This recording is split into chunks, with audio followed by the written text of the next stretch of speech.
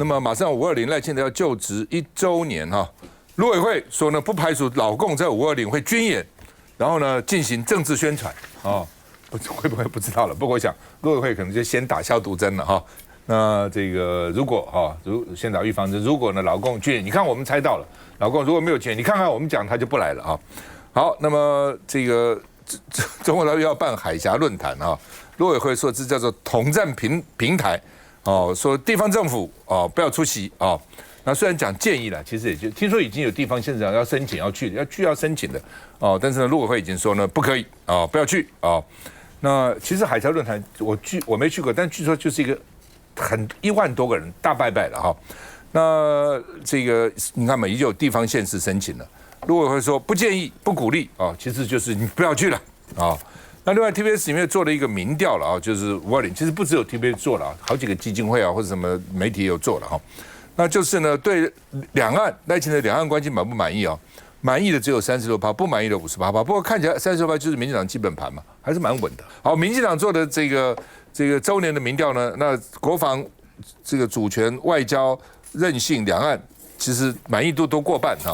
那但是呢，这个 TBS 做的不是这样子那到底怎么样说呢，这个川普上任以后，好像对两岸有放水，他好像不太管。那大陆的学者就说，那就大陆来管。本来是中美共管嘛，两岸之间的中美共管。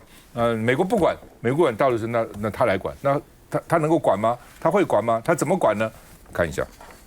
我们不排除中共借着赖清德总统就职周年再度滋扰声势那利用军演来进行政治宣传。总统赖清德执政即将满1周年，陆委会坦言，有鉴于2024年520之后，中共发动联合利剑 A 军演，这次也可能再次对台施压。希望今年520之后，中共不会再用各种理由来从事军演的活动那两边关系能够走向缓和。毕竟两岸之间我们还会打交道很久越走越紧绷是不好的。陆委会喊话，希望两岸关系和缓。不过前一天，大陆国台办才重炮抨击赖政府执政将满周年，坚持台独立场，升高两岸对立对抗，是两岸和平破坏者。赖总统两岸政策走向战略清晰，但是川普2.0比起拜登时期曾多次承诺会协防台湾，川普对台则表现出战略模糊。国台办旗下智库在上海举办的两岸关系研讨会上，大陆学者也点名美国影响两岸关系，认为川普现在重点是放在美国经济。现在明显美国在放水，这个我们也感受到了。那美国放水我们也不怕，我们来管。同场与会的北京联合大学学者王生则表示，赖清德在新两国论上提出中国是境外敌对势力，已经把两岸政权对立推升至两国甚至是族群敌对。台湾正加速复制乌克兰道路。那发言。这个，因为其实今年4月，中国在进行这个雷霆军演的时候，那在这之前，其实我们国外人士也有去指出，可能当时中国近期会来做一些对台湾的军事相关行动了，所以我想陆委会大概也有掌握一部分的消息。那我觉得美中台三方关系这样了，就是我们要放在一起看了，所以我先从美中关系来讲。那其实我上次来我们节目的时候提到说，中国有可能在近期会来降息。那我们看到昨天。中国这方面是正式生效了，包含说降息0.1%，然后同时降低这个银行的存款准备率0.5%，大概向市场多释出1兆人民币左右的资金。那另外像次级金融公司、汽车金融公司这些也把存款准备率从5%降到0%，然后另外鼓励市场企业把股票啦这些东西回购，释放更多资金。所以简而言之，中国现在已经在进行所谓类似量化宽松这样的手段。那为什么中国这样做？是因为中国最近内部经济的这个挑战确实蛮大的。因为在4月的时候，中国的这个消费者物价指数是负0.1%，那已经连续3个月中国的消费者物价指数都是负成长，所以表示中国现在面临一个通货紧缩这样的问题，所以它现在要加大资金的释放。那当美中在进行这个贸易战或者说关税的角力的时候，当然美国这边有压力。我们看到美国最近 Walmart 已经宣布，它可能要针对它货架上的商品来全面去调涨，所以美国相较之下，它可能面临通膨的压力。所以讲回来，就是说，当然现在美中之间还在进行这个角力，那等于有点像这个打扑克牌一样，你出一张3，我出一张4，你出一张5，那两边谁手上的筹码先去用完，没有新的牌可以出了，那可能就会在这样角力中落下风。所以那台湾我们自己在这样的局势中，包含我们要跟美国来去争取到好的关税条件。那刚刚提到的半导体这一块，其实现在市场上也很关注的时候，美国现在商务部从4月1号开始针对半导体进行这个232条款的调查期限法定是270天，所以台湾我们输美的 ICT 产品是被定在这个232条款的范围里面的。所以刚刚我们看到川普他讲说，他对苹果的 Cooker 讲说他忍他很久了。那苹果是已经在美国宣布有5000亿美元的新投资案，但是川普还是对他这么强硬，所以我想这个部分其实政府也接下来要很谨慎，要去提早去因应说，如果到时候美国这个232调查出来，会不会对我们产业产生冲击？那回来讲中国跟台湾之间，其实赖清德总统最近刚去登上这个日经新闻的专访，其实他有再次提到两岸这块那他是表达说，其实虽然两岸之间现在没有对话，但还是他有这个善意所以我就觉得，其实赖总统或者说陆委会也表达过很多次了，可以就事务性的方面来协商，但中国设下一个政治前提嘛，就是说你一定要承认9·2共识。但我觉得这个部分其实有点吊诡，因为不承认9·2共识一直以来就是民进党立场嘛，从小英总统执政之前到蔡英文时期，到现在赖清德时期，那所以现在中方设下一个政治前提，不让我们谈，不是说政府没有善意去跟对方释出，而是中国他觉得你没有满足这个条件就不行嘛。那于此之下，我们又看到说，中国这1年来有这么多包含军演、包含破坏海底电缆、包含渔船的事故等等等等，所以我想这部分其实政府的态度还是一贯的，就是我们基本的底线守住。那如果中方愿意在这个所谓9·2共识政治前提的部分去释出一些空间的话，其实两岸都可以来谈。何宪宜，我觉得现在的情况是内忧外患但是民进党的执政党却是自我感觉良好那刚刚这个 TVBS 的这个民意调查，我觉得这个参考度蛮高的因为它代表很多中间选民58% 不满意那满意只有36%这58% 为什么不满意？这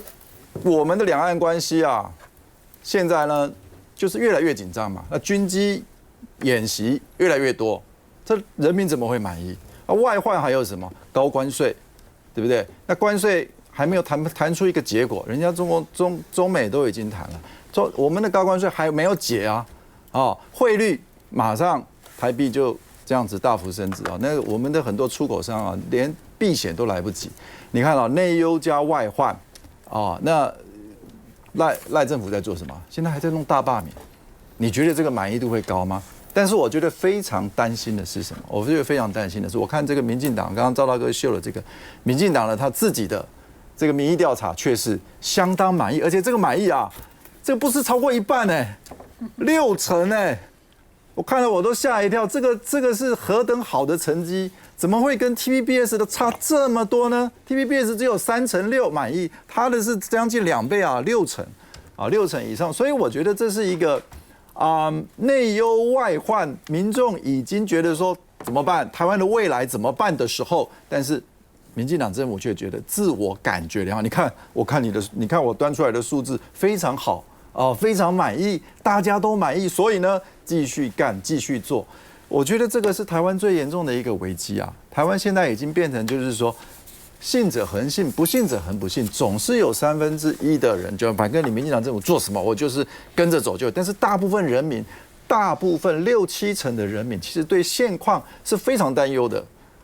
对台湾的未来是非常担忧的，对两岸关系现在是非常的紧张现在不但是担忧，现在还加一层害怕现在是加害怕。我觉得520前后中共会不会有军演为什么是由陆委会来讲，不是由国防部或国安局来讲？我觉得第一个是很奇怪的事第二个是民进党这几年的转变让我觉得非常吊诡过去大陆的文攻武吓政府民进党政府会刻意的去淡化就不要让国人害怕这个飞弹真的飞过我们的上空日本没有讲，我们都还不知道，民进党都不告诉我们。可是这2年赖清德政府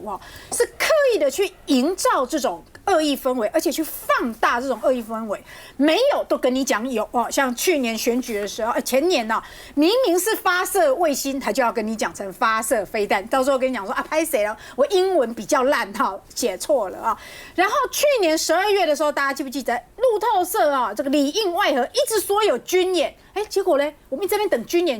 演到哪里哈，我也不知道。所以现在陆委会这个梁文杰又自己跑出来说，哎呀，不排除有军演啊。这些是不是民进党开始过去是刻意的把文攻武吓淡化，让大家觉得说天下本无，天下太平，现在反而是要用中国大陆来吓台湾人吓我们，让我们要跟民进党一起去怕大陆，一起去讨厌大陆。不管是哪一个去操作两岸关系让台湾民众跟着一起去恐中也好，仇中也好我觉得这个都是对两岸关系非常差的那刚刚说为什么民进党要突然抛出这个民调？这个民调做的日期就是5月12号、5月13号2天赶着做出来的只做这个国防、外交、两岸。大家有没有发现他的题目不敢做内政，不敢做关税，不敢做打诈，不敢做民生，不敢做这个房价，只敢做国防、外交、两岸。我认为这是在铺排什么？这在铺排520赖清德的谈话依然强势，依然仇中。一般我们发表民调一定会讲时间然后呢怎么样抽样的，手机占多少，市话占多少，然后到底用什么方式来做？问卷要写出来，问卷一定要写出来。你怎么问的？这个问卷有没有诱导作用？因为呢，只要抽样对的时候呢，不管任何机构，只要用这种方法做，他问同样的问题，答案是都应该差不多的。问卷是非常重要的。就要再回来。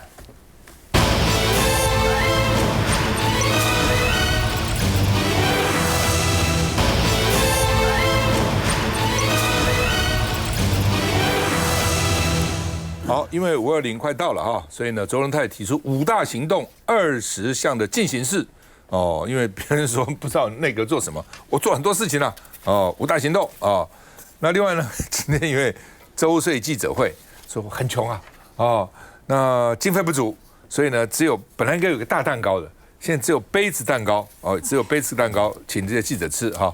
那另外呢，因为人家说，那现在行政院长是复议最多的行政院长，他说我们绝不能只是复议最多我们还要做很多其他的事情5大行动叫做健康台湾、青年赶梦、科技普惠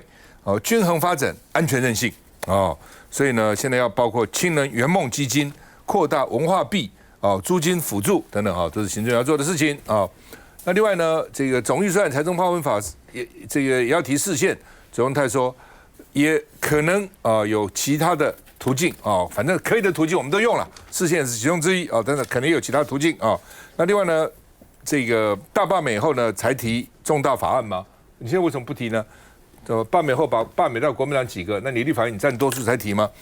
周荣泰说制定施政计划跟罢免无关罢免是罢免施政是施政所以呢，联合报的评论是说，为了大罢免搞到大内耗，原来号称的行动内阁变成一个对抗内阁，朝野对抗了那另外呢，周荣泰也勉励内阁的阁员呢，要当港口的引水人要呼吁朝野合作。很多人搞不清楚什么叫引水人，就要进港不容易的，因为很多外国船进了港，因为港里面你不要以为港那么大，港那个路径还是有一定的那引水人待遇非常高引水一个月赚听说30-40万，非常这个非常好，而且不是随便谁都可以当引水人，所以他说要当港口引水人，所以要呼吁朝野合作。我就不太懂，赖清德要朝野合作，昨天他要朝野合作，你一方面在大免，一方面朝野合作，他怎么个合作呢？那另外呢，这个农民到立法院去抗议，说呢反对农产品零关税，因为赖清德有时候我们要从关税从零开始谈嘛，所以农民就很紧张那因为你看日本首相都讲了说呢绝对不可以牺牲农民的权益绝对要维护农民的权益那另外呢，周荣泰说呢，这个关税是机动调整，从零谈起是态度那只是我们一个态度，我们可以从零谈我们看一下。本来今天应该准备一个大蛋糕，但是听说经费只能这个样子，所以准备了一个小蛋糕。是自嘲还是呛声？但在就职周年记者会上，卓荣泰不忘喊话，在野党只要我们设定明确的目标，大家全力以赴，绝对没有不可能的任务。以上所有的进行式说是未来的完成式，重要的是朝野要团结合作。要合作的当然包括预算法案，会中不止细数现在进行式，也有未来愿景。只是此刻正值大罢免，政策推动会有相关考量。行政团队在制定所有的期程计划的过程当中，我们从来不把现在社会上的大罢免与否当作我们这个过程的一个考量。那院长对于自己的表现呢？看看 TVBS 民调就职100日时，满意度还略高于不满意，不过现在大幅超越，内阁表现更是不满意度逼近60%。但分数在国人的心中啊，那我也看到最近这几天都有一些各方面的数字，那给我们更多的警惕，也有很多的鼓励。没正面回应，毕竟现在还有个要紧事，就是台美关税。过去鲜少发言的郑丽君因身兼谈判小组召集人，这一次特别安排跟国人说明。谈判小组的基本立场，我们就是全力维护国家及产业利益，守护国民健康及粮食安全等原则。我们的目标只有一个，希望下降关税。一番话也是说给场外来抗议的农民听，因为他们担心若农产品零关税出台，影响自身权益。只是本该出席记者会的政委，也是谈判代表的杨珍妮，怎么不见人影？因为他正在执行另外重要的工作。原来杨珍妮人在济州岛参与 APEC 贸易会议，也借机再跟美方贸易代表重申我方立场。来，六位。卓荣泰啊，他在执政啊，在我在立法院的感觉，他是讲得多，做得少，言行不一的民进党在执政。大家可以看得出来，我们说两岸啊，明明58%的人是不满意的，只有36基本盘，但是两岸关系大家可以看得出来。那国内的政治关系，你一天到晚说要朝野合作，我举手跟各位全国观众讲一句：朝野没有过分，现在是你们执政的是过分。到现在为止，任何议案、预算我们该审也审了，该给的我们也给了，但是你们到现在为止，你们的解冻案，你们任何的事情送到立法院来，说实在，说的不明不楚。他要的是什么？他要的就是你不要解冻，我在制造。但现在你看看啊，现在在我们立法院每一次的大题讨论，最后一句，民进党的立委一定是大罢免大成功，每一个。那这个不是政策性的，那怎么朝野合作？那我们在我的感觉，整个政治啊，你们都制造对立嘛，整肃异己嘛，只有搞政治，没有在搞经济，这是卓魁。你现在说朝野要如何合作，所以有错都是在野党，有功都是你们民进党，这怎么朝野合作？人家要非常理性。那我只有一个问啊。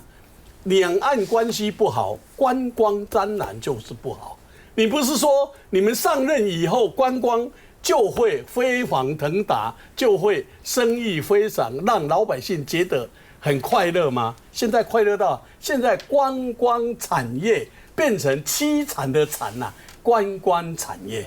那另外一个，我说实在啦，诈骗，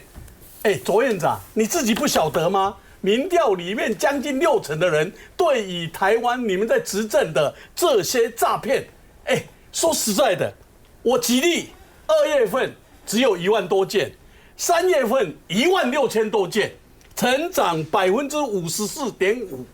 卓院长，你不知道吗？该给你的法令我们也给了，该给你的经费我们也给了，那为什么？我讲一个，5月12号只有一天。统计起来570个案，一天哦被诈骗3亿3千万，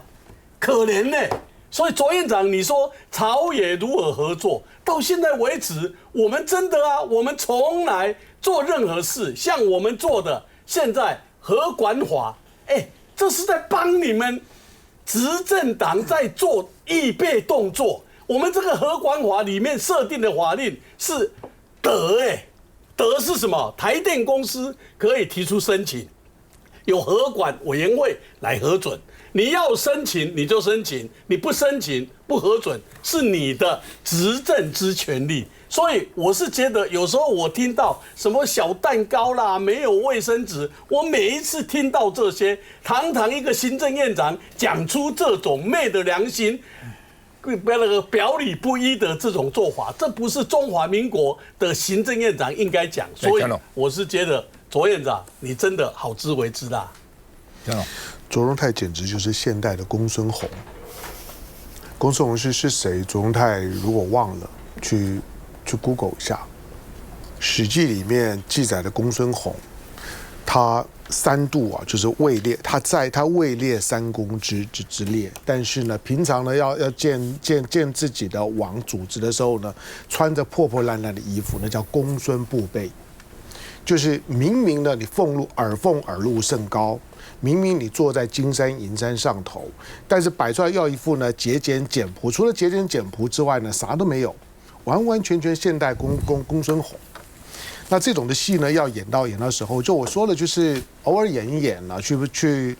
暴露一下呢自己的关切，我觉得无妨，就当做是个秀。但是每次出来都要唱个调子，今天没有大蛋糕，只有 cupcake， 我帮你出马。没关系，这小钱，就是你知道这种的，当你要演公孙弘演久了之后，除了恶心肉麻以外，我实在也不知道该讲些什么。但是如果老百姓就是这么容易呢被诓，那也没有办法。我们当媒体人的，其实只做一件事情，就是能够说出你不想说的真相。你讨厌没有关系，但是我必须要经得起你的讨厌，把一些呢真相呢跟大家分享一下。在现在520快要到了，今天516 4天。当川普呢说了 unification and peace 之后，我很想看看第一个考验就是520你要怎么回应。川普的这个话是空穴来风吗？你不要等他讲第2次嘛，讲第2次了之后呢就定掉了，因为 unification and peace。大陆讲和平统一的标准的英文翻译是 peaceful unification。你把语句呢倒装了之后，你认为川普呢讲那句话呢是偶然吗 ？unification 啊，在叫 united， unity， 类似呢这样子的英文字很多，但是 unification 只有一个意思，就是统一。那当川普呢讲这个话的时候呢，距离要放弃台湾，也许还有一段距离。可是把台湾当筹码的那个味道呢，是已经很浓厚了。他只不过是拿个饵去勾一下呢，习近平会不会看到呢 unification and peace 的时候呢，心动了，愿意呢跟他见个面。川普最近在做的事情，他2次，川普 1.0， 川普 2.0。他上任之后呢，第一件做的事情呢，都是去中东。去中东啊，没啥，大家都知道，中东呢都是穆斯林的世界，除了以色列以外。川普呢看不起穆斯林，讨厌穆斯林，不开心的时候呢，就是呢他真情流露的时候说那是愤恨国家，这大家也知道。但是呢，中东呢啥都没有，只有2样东西，就是油跟钱。那钱很多，川普一定呢，他的嗅觉，钱的嗅觉。钱什么地方钱很多呢？他就会呢往那个地方去，钱自然会把川普吸引到呢他自己的位置上面。可是是不是意味着呢这些呢中东国家呢在捧了川普，拍了川普马屁呢，用钱呢砸川普，把川普呢砸了一身伤以后，接下去呢中东呢在地缘政治当中就改变？当然不会啊！中东穆斯林是世界，将来就是中国的地盘。面对这件事情呢，是台湾的接下去要好好想的。但是赖清德现在在两岸、在外交、在国防上面，外交台湾呢最近是连中3枪，你连教宗的丧礼、就职典礼你都不能去，你 WHA 你仍然被拒于门外。当呢北京呢这个礼拜呢在开呢中拉共同体的论坛的时候，你的2个邦交国已经到了北京了，你不好好想想看，那2个邦交国还能够撑多久？你认为你的外交会有64分？你认为你的国防会高分？军演其实老实讲不需要，你只要看一下呢印巴空战了之后，还需要军演什么呢？今天连美军都不会来，都是确定的。解放军呢，在这个礼拜确定了一件事情，最少在第一岛链、第二岛链的范围之内，它有战场管理的绝对优势，它来决定要不要打、怎么打。台湾应该面对这件事情，是你在就职满周年的时候，你为台湾真正该做的事情。休息一下再回来。